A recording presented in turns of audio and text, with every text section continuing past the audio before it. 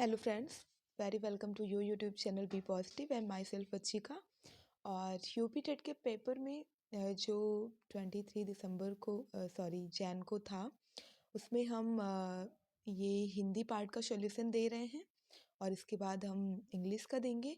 और जितने भी सब्जेक्ट्स थे, जैसे कि एजुकेशन था, संस्कृत था और जीके का पार्ट था, वो सब प्रशांत सर की वीडियो में आप देख लीजिएगा। यहाँ पे आपको सिर्फ हिंदी और इंग्लिश से रिलेटेड सॉल्यूशन मिलेगा, ठीक है। तो आइए एक एक करके देखते हैं।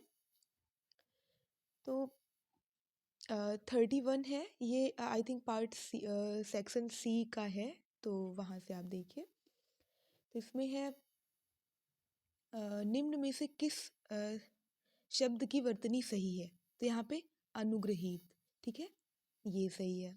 और दूसरा है निम्नलिखित में शुद्ध शब्द है पैतृक, ठीक है। श्वा ध्वनि का उच्चारण स्थान क्या होता है?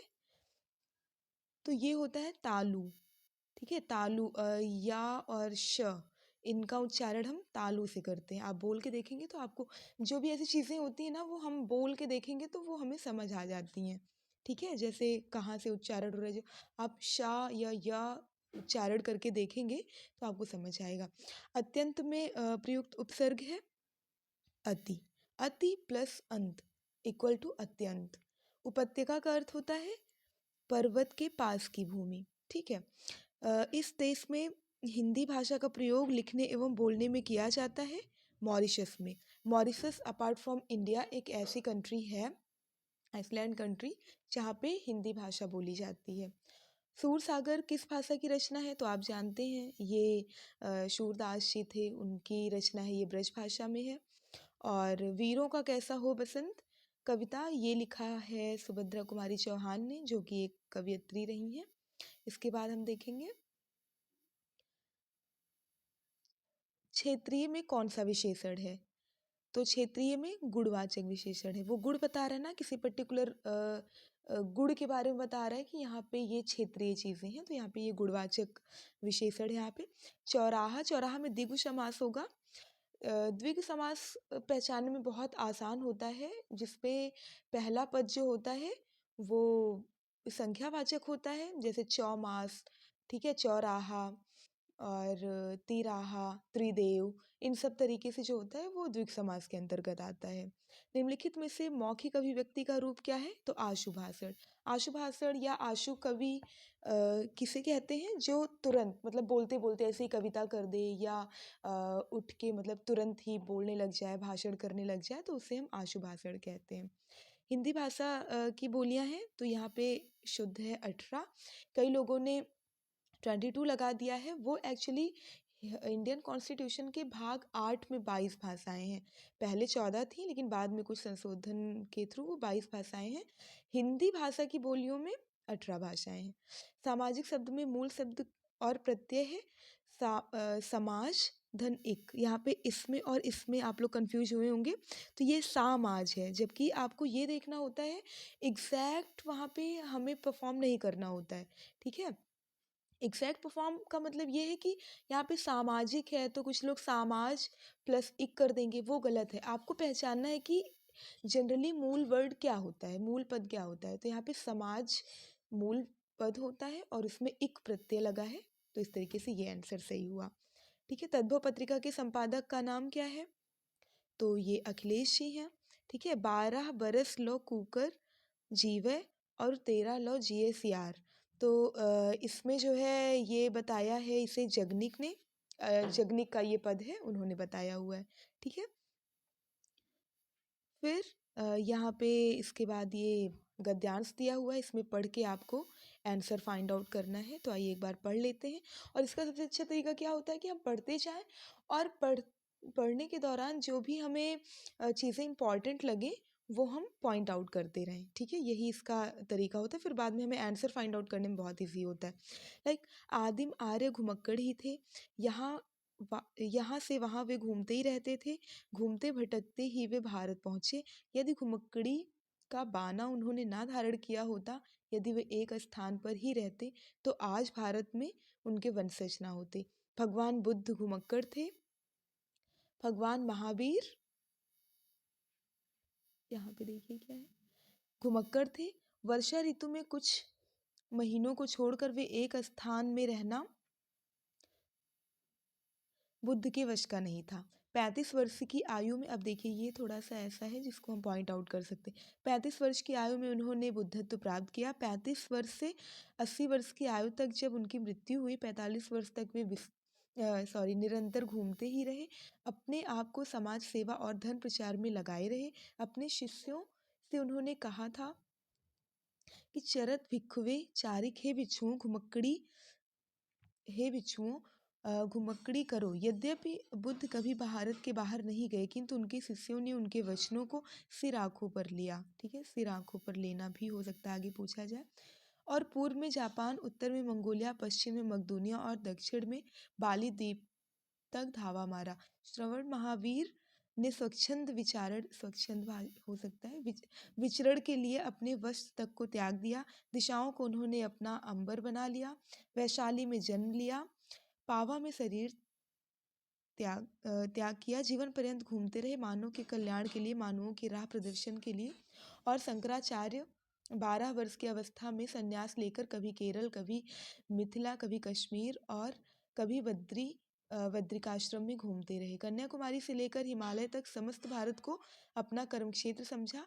सांस्कृतिक एकता के लिए, समन्वय के लिए, श्रुति धर्म की रक्षा के लिए शंकराचार्य के प्रयत्नों से ही वैदिक धर्म का उत्थान हो सका। ठीक है, तो अभी इसमें देखिए क्या पूछ रहा है, घुमक्कड़ शब्द में कौन सा प्रत्यय है। तो मैंने आपको क्या बताया कि मूल शब्द पहचानिए, इसमें यही सबसे अच्छा तरीका होता है। मूल शब्द पहचानिए, उसके बाद जो भी शब्द आपको या तो आगे लगा हुआ यानी कि उपसर्ग, या तो पीछे लगा हुआ यानी कि प्रत्यय, वो आपको आराम से मिल जाएगा। तो इसमें क्या है, घुम प्लस अक्कड़। ठीक है, तो इसमें आपको समझ आ गया होगा, अक्कड़ वर्ड जो है इसमें ये प्रत्यय के तरीके यूज किया गया है। महावीर स्वामी का जन्म कहाँ हुआ था, तो अभी हमने फाइंड आउट किया था, इनका जन्म हुआ था वैशाली में। वैशाली में इनका जन्म हुआ, ये देखिए वैशाली में जन्म लिया। ठीक है, स्वच्छंद में कौन सी संधि है, तो स्वच्छंद में व्यंजन संधि है, स्वच्छ धन नंद करके। ठीक है, महात्मा बुद्ध ने जब बुद्धत्व प्राप्त किया तब उनकी अवस्था कितनी थी, तो 35 वर्ष थी, ये हमने ऊपर देखा है। श्रुति धर्म का अर्थ क्या है, तो ये है वैदिक धर्म। वैदिक धर्म मतलब शंकराचार्य से रिलेटेड है। श्रुति धर्म वैदिक धर्म को इसलिए भी कहा जाता है क्योंकि ये बहुत सारे लोगों को ये मना था, शूद्र को और स्त्रियों को बाद में चल के मना हो गया पढ़ना, तो ये श्रुतियों के तहत यानी कि सुन सुन के आगे बढ़ा, तो इसलिए ठीक है इसे ऐसा कहते हैं। यहाँ पे आपको थोड़ा एडजस्ट करना पड़ेगा, यहाँ पे लिखा है ये इस तरीके का। ज्ञा का उच्चारण स्थान होता है, तो क्या होता है, नासिक्य। ठीक है, आंसर नंबर 2 यहाँ पे सही होगा। 4 गज मलमल में कौन सा विशेषण है, तो यहाँ पे है 4 गज मलमल में परिमाणवाचक। ठीक है, परिमाणवाचक क्यों, क्यों यहाँ यहाँ पे मात्रा बताई जा रही, कितनी मात्रा है। समास का विलोम क्या होता है, व्यास। ठीक है, समास यानी जुड़ना और व्यास यानी खंड करना। शून्य का तत्सम रूप है शून्य। आँख की किरकिरी होना का मतलब होता है अप्रिय लगना। ठीक, कष्टदायक और अप्रिय में आप कंफ्यूज हुए होंगे, लेकिन यहाँ पे अप्रिय लगना यानी कि क्या होता है, वो कहते हैं कि ये आँख की किरकिरी हो गए हैं, तो यानी कि ये हमें पसंद नहीं है, अप्रिय लगते हैं। अकाल की पर्यायवाची होगी दुर्भिक्ष। आपने दुर्भिक्ष आंदोलन और दुर्भिक्ष समिति कमीशन सुना होगा, तो वही है ये। ठीक है, और 57 देखते हैं, निम्नलिखित वाक्यों में से कौन सा मिश्र वाक्य है, तो इसमें मिश्र वाक्य है अध्यापक देखते हैं कि छात्र पढ़ते हैं। ठीक है, अध्यापक देखते हैं कि छात्र पढ़ते हैं। मिश्र वाक्य थोड़ा सा समझ लीजिए क्या होता है। इसमें पहला जो वाक्य होता है वो सरल होता है, और दूसरा वाक्य ऐसा लगता है कि पहले वाक्य पे आश्रित है, तो उसे हम आश्रित वाक्य या उपवाक्य कहते हैं। तो एक सरल और एक आश्रित वाक्य को जोड़ने के लिए जो भी कंजंक्शन यूज होते हैं, जैसे कि हुआ, यहाँ पे देखिए कि यूज हुआ है, तो वहाँ पे वो मिश्र वाक्य हो जाता है। ठीक है, जिसकी पूर्व में कोई आशा ना हो यानी अप्रत्याशित, मतलब जिसकी आशा ही ना की गई हो। मुझसे उठाया नहीं गया, यहाँ पे कौन सा वाच्य है, तो यहाँ पे भाववाच्य है कि मुझसे ये उठाया नहीं गया। ठीक है, निष्कपट शब्द का संधि विच्छेद क्या होगा, नेह प्लस कपट। यहाँ पे रूल ये है एक्चुअली, आप थोड़ा सा समझ लीजिए, बाद में हम कहाँ पे ये जो अनुस्वार होता है वो कहाँ पे शाह हो जाता है और कहाँ पे ये वाला शाह हो जाता है और कहाँ पे ये वाला शाह हो जाता है, तो आज हम इसके बारे में बात करेंगे। फिर कभी टाइम आएगा तो हम इन सब के बारे में बात करेंगे। आज हम ये जानेंगे कि ये नेह प्लस कपट ये कैसे बन रहा है। तो यहाँ पे ये है कि नेह के बाद का और खा आ रहा है या पा और फा आ रहा है अगर, तो वो अनुस्वार का क्या हो जाता है इस वाले शाम में, यानी तालबी शाम में, सॉरी मूर्धन्य शाम में वो कन्वर्ट हो जाता है। ठीक है, तो यहाँ पे देखिए यही पोजीशन यहाँ पे पूरी फॉलो हो रही है। ने के बाद क ख और प फा में से यहाँ पे का आया हुआ है, तो जब यहाँ पे का आ गया तो जब इन दोनों की संधि की जाएगी तो ये जो अनुस्वार लगा है ये शा में परिवर्तित हो जाएगा। ये यहाँ पे रूल है। आइए दूसरा देखते हैं। अब यहाँ पे इंग्लिश स्टार्ट हो गई। ये आप पढ़ लीजिएगा पॉज करके, मैं पूरा नहीं पढ़ने वाली, मैं बस आंसर करने वाली हूँ इसे। What does encore mean? तो इनकॉर एंड वंस मोर, ये देखिए एक साथ में लिखा हुआ है, तो इनकॉर का मतलब होता है वंस मोर। ठीक है, थोड़ा सा और हम इंक्रीज कर लेते हैं शायद, फिर आप बात करते हैं। What did Kim do in the end? तो स्माइल्ड एंड डिसअपियर्ड, वो क्या करते हैं स्माइल करते हैं, डिसअपियर्ड हो जाते हैं। What does century denote? तो सेंचुरी क्या करता है अ पीरियड ऑफ 100 ईयर। ठीक है, 100 ईयर, यहाँ पे 1 ईयर से कंफ्यूज मत होइएगा, सेंचुरी का मतलब 100 सालों का जो समूह होता है, 100 वर्षों का। What is the magicians name? Magician का नेम क्या था? किम राठौर, राठौड़ यहाँ पे लिखा हुआ है। What is the meaning of captivated? Captivated का मतलब होता है मोहित हो जाना, तो इससे मिलती जुलती यहाँ पे मीनिंग क्या है? अरेस्ट कर लेना, मतलब अपनी माया जाल में फांस लेना, कुछ इस तरीके से। What is the meaning of spontaneous? तो बहुत ही शीघ्रता से, बहुत ही जल्दी, सडनली, तो ये यहाँ पे इसका आंसर होगा हैपनिंग सडनली। ठीक है, व्हाट इज वैंड? तो वैंड का मतलब होता है स्टिक या बम्बू या पोल, तो यहाँ पे इससे मैच कौन सा कर रहा है? स्टिक कर रहा है। What is the meaning of hopping? तो हॉपिंग की मीनिंग होती है जंपिंग। ठीक है, आइए और देखते हैं। What kind of adjectives are used in the following sentence? A live ass is better than a dead lion, तो यहाँ पे क्या यूज किया गया है? क्वालिटी, यहाँ पे क्वालिटी मतलब एडजेक्टिव इस तरीके से डिनोट कर रहा है। What is the following has been misspelled? तो यहाँ पे गलत स्पेलिंग किसकी लिखी गई है? गवर्नेंस की, NANCE होगा, बाकी तो सब ठीक है। डिसीडियस है, एम्बिगुअस है, एन एंट्रेंस है, ये सभी सही है। Pick out the correct synonym of the word. तो एटेन्युएट, इसका सिनोनिम क्या होगा? Make thin. ठीक है, pick the sentence with the correct conjunction. तो यहाँ पे इसका आंसर होगा no sooner had we reach the station that the train left. ठीक है, पहला वाला यही सही होगा। नो सूनर, यानी कि इसमें नो सूनर कंजक्शन का हम यूज़ कहाँ पे करते हैं? कि जैसे ही मैं वहाँ पे पहुँचा ट्रेन जा चुकी थी, मतलब कि दो कामों के बीच में बिल्कुल भी गैप ना हो, मतलब जैसे ही मेरी आँख खुली वो आ गए, इस तरीके से। ठीक है, मतलब बहुत ही शॉर्ट डिस्टेंस, बहुत ही बिग डिस्टेंस के साथ अगर कोई काम हो रहा है तो वहाँ पे नो सूनर कंजक्शन का यूज़ किया जाता है। फिर दूसरा, pick out the suitable antonym of the given word. तो जुडिशियस का मतलब होता है बहुत ही विवेकपूर्ण, विवेकशील, और इसका एंटोनिम यहाँ पे होगा इम्प्रूडेंट, यानी कि जो बहुत ही ढीठ टाइप का हो, मतलब विवेकशील हो, जिद्दी स्वभाव का हो, विवेकशील ना हो। ये इम यहाँ पे प्रीफिक्स ऐड हुआ है। ठीक है, इम। वैसे प्रूडेंट अगर होगा तो ये इसका जुडिशियस का सिनोनिम हो जाएगा, इम यूज़ कर दिए हैं प्रूडेंट में तो ये इसका एंटोनिम में कन्वर्ट हो गया है। ठीक है, फिर और क्या है? fill in the blank with suitable pronoun. My son and my daughter are very fond of each other. यहाँ पे ये आंसर होगा।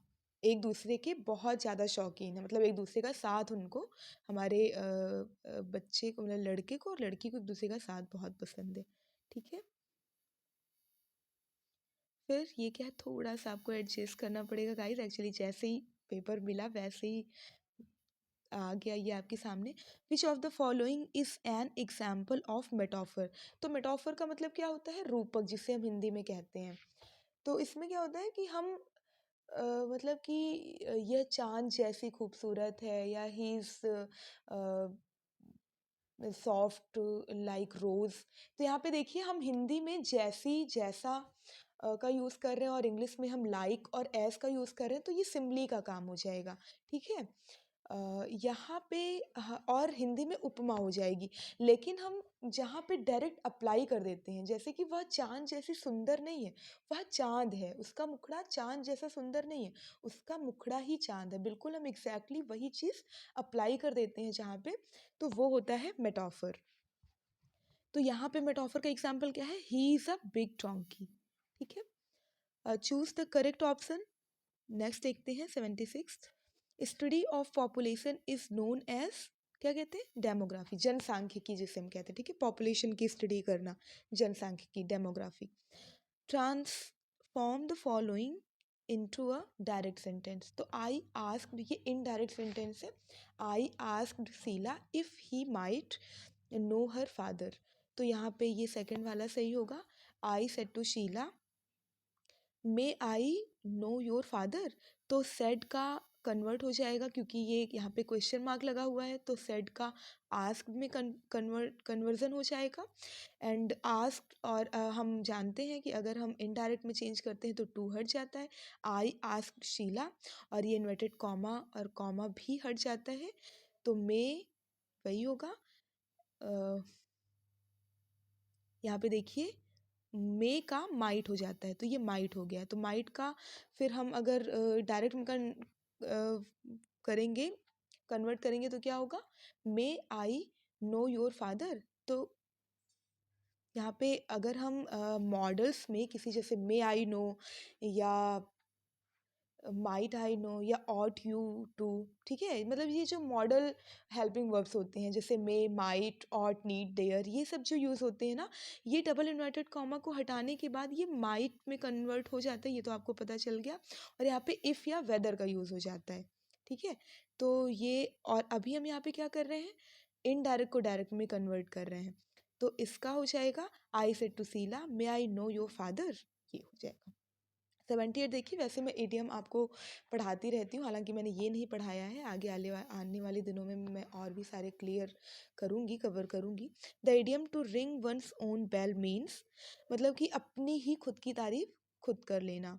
तो यहाँ पे क्या होगा, to indulge in self praise. ठीक, दूसरा क्या है, the meaning of the idiom to put out, यानी कि होता है बंद करना, शांत करना, इसका मतलब होता है। तो यहाँ पे क्या मीनिंग हो रहा है, टू एक्सटिंग्विश। ठीक है, इसका भी मतलब होता है शांत करना, ये वाला। The sentence this is the house in which I was born. तो ये किस तरीके का सेंटेंस है, ये है कॉम्प्लेक्स सेंटेंस। कॉम्प्लेक्स सेंटेंस वही जो हिंदी में आया था, मिश्र वाक्य। एक फुल सेंटेंस होता है और एक डिपेंडेंट सेंटेंस होता है। ठीक है, दोनों मिलके कॉम्प्लेक्स सेंटेंस बनता है। फिर दूसरा देखिए 81, fill in the blank, the objection was met out the lawyer. तो यहाँ पे प्रिपोजिशन यूज होगा by, met out by the lawyer. ठीक है, फिल इन द ब्लैंक, ये प्रिपोजिशन है। प्रिपोजिशन आपको मैं रूल आगे लेके आने वाली हूँ, अलग अलग प्रिपोजिशन कहाँ पे कैसे यूज़ किया जाता है, यहाँ पे आप जान जाइए। उसके बहुत हार्ड फास्ट कुछ रूल नहीं होते हैं, आपको थोड़ी बहुत चीज़ें लर्न करनी होती हैं और थोड़ी बहुत समझनी होती है, उससे फिर काम हो जाता है आराम से। फिल इन द ब्लैंक 82 देखिए, तो यहाँ पे क्या होगा, बीइंग टायर्ड, यानी थक करके, ऑफ प्लेइंग, मतलब खेलते हुए थकने के बाद, द चिल्ड्रन वेंट होम। तो यहाँ पे क्या होगा, being tired. Join the following sentence to make a simple sentence. ठीक है, the coffee isn't too strong to won't, it won't keep awake. तो यहाँ पे ये कहा जा रहा है, पहले भाव को समझिए कि कॉफ़ी इतनी भी स्ट्रांग नहीं है कि ये हमें जगा के रख सके। अब इन दोनों को कंबाइन करना है, तो इसका रूल क्या होता है, इसमें जो करेक्ट आंसर होगा वो होगा the coffee is too strong to keep us awake, मतलब कि ये कॉफ़ी इतनी स्ट्रांग नहीं है हमें जगाए रखने के लिए। ठीक है। Who are the earliest known inhabitants of Antarctica, तो सबसे पहले कौन रहता है वहाँ पे, कौन रहा करते थे, dinosaurs. Which of the following word is an adverb, तो यहाँ पे एडवर्ब कौन है, एडवर्ब मतलब क्या होता है, जो किसी एडजेक्टिव की विशेषता बताए। ठीक है। तो यहाँ पे एपेस होगा, एपेस का मतलब होता है झटपट, झटपट से ये काम कर लो। ठीक है। और बाकी फेस का मतलब आप समझ रहे हैं, फ्यूरी का मतलब होता है एडजेक्टिव, यहाँ पे फ्यूरी एडजेक्टिव है। मीक का मतलब होता है बहुत ही नम्र। ठीक है। ये सारे एडजेक्टिव है, फेस यहाँ पे नाउन है, और ये आपका एपेस एडवर्ब है। ओके। दूसरा मतलब और देखते हैं 86, complete the following sentence with correct conjunction. तो यहाँ पे कौन सा कंजंक्शन होगा, एज ही हैड नॉट, ये होगा, he had not paid his bill, his electricity was cut off, as per your, जैसे हम बोलते नहीं एज पर योर रिक्वेस्ट, तो एज ही यानी कि जैसा कि इन्होंने बिजली का बिल पे नहीं किया तो मैंने इनकी इलेक्ट्रिसिटी को कट कर दिया, कनेक्शन को। 87 देखिए, choose the correct figure of speech in the following sentence, that lays his icy hand on king. तो यहाँ पे क्या होगा, यहाँ पे पर्सानिफिकेशन, पर्सानिफिकेशन का मतलब क्या होता है, कोई भी मानवीकरण करना। ठीक है। मतलब किसी भी नॉन लिविंग थिंग को जब हम मानवीकृत कर देते हैं, पर्सानिफाइड कर देते हैं, तो वहाँ पे ये फिगर ऑफ स्पीच यूज़ होती है। एक दिन हम एक वीडियो बनाएंगे जिसमें हम पूरे फिगर ऑफ स्पीच को, जितने भी 7 8 है, उसमें कवर करेंगे, तो फिर आपके लिए वो इजी हो जाएगा further. Choose the proper sequence to complete the following, the guide said that, यहाँ पे क्या होगा, RQFP, यानी कि आर है यहाँ पे यू विल फाइंड, आर क्या है, यू विल फाइंड, फिर आएगा क्यू, अ फेयरर बिल्डिंग, फिर आएगा S, then the Taj Mahal, now in the world, फिर आएगा आर। आजकल विश्व में आप ताजमहल से भी ज़्यादा फेयरर यानी कि बहुत ही स्वच्छ बिल्डिंग पा सकते हैं। ठीक है। 89 देखिए, give the meaning of the following proverb. तो यहाँ पे जो प्रोवर्ब होते हैं यानी लोकोक्तियाँ जो होती हैं, a bird in hand is worth two in a bush, यानी कि आपके पास जो है उसी में आप सेटिस्फाई रहिए, जो आपकी चीज़ नहीं है उसके लिए ज़्यादा ग्रेडी बनने की ज़रूरत नहीं है, ये कहा जा रहा है। तो इसका एग्जैक्ट होगा, it is better to be satisfied with what you have than to try to get what is not yours. And last 19th, choose the correct option to complete the sentence. I haven't seen since we met a year ago, मतलब कि 1 साल के पहले यहाँ पे हम नहीं मिले, आई हैवेंट सीन, हमने देखा भी नहीं। तो ये था पूरा सॉल्यूशन आपका।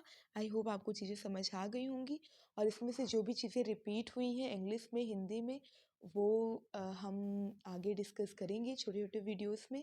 आप बिल्कुल देख लीजिएगा, आपके फर्दर एग्ज़ाम में भी वो बहुत हेल्प करेगा। और सेकंड जो शिफ्ट में एग्ज़ाम हुए थे उसके भी हम सॉल्यूशन लेके आएंगे। तब तक के लिए बहुत बहुत धन्यवाद। और इससे रिलेटेड और भी जो पार्ट्स हैं, जनरल स्टडी हुई या और भी जो कॉन्स्टिट्यूशन जितने भी सेगमेंट आए थे, वो प्रशांत सर की वीडियो में आप वहाँ पे जाके देख लीजिएगा। थैंक